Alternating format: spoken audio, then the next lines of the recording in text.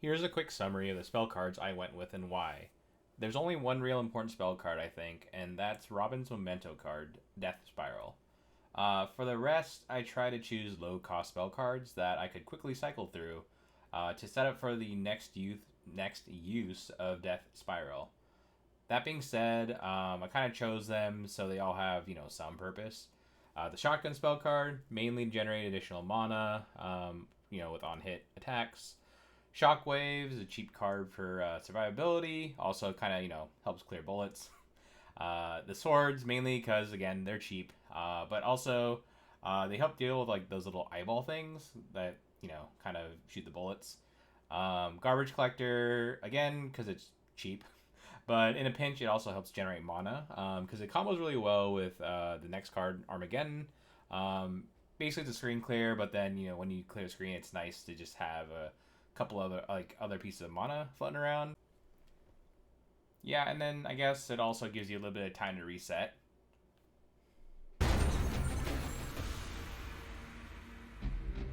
While there are other spell cards out there, nothing really deals damage like Death Spiral to the Hextinction boss. So I think it's pretty efficient. Basically, one correct use of this spell means that one full life bar will be gone from the boss. Oh, and as a heads up, if you're on a Steam Deck, beware the lag this causes. This kind of messed with me a few times when I was playing this game, and so it was, yeah. As for the actual boss strategy, it's pretty simple. We're taking advantage of the fact that you can touch the boss without taking damage, meaning you can just dash in right on top of it and then unleash your spells for pretty much max damage. And again, the only one that really matters is Death Spiral. Everything else does not that much damage, to be honest.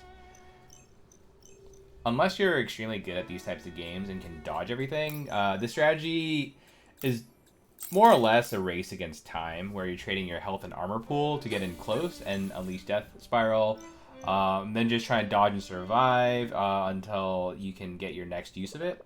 I think this boss has a total of 4 health bars, and in between random hits and other spell cards, that's about 4 to 5 rotations of your spell cards, and uses of Death Spiral on the main boss. Anyways, while I didn't search very hard, most people seem to either use cheats or rely really heavily on the ghost gun and some dragon-looking thing. To be honest, both. I didn't have those unlocked. And I kind of wanted to show that there are alternative ways, mainly taking advantage of Death Spiral to beat this boss. I feel like the spell cards that I've chosen are pretty basic, other than the fact that I duped them.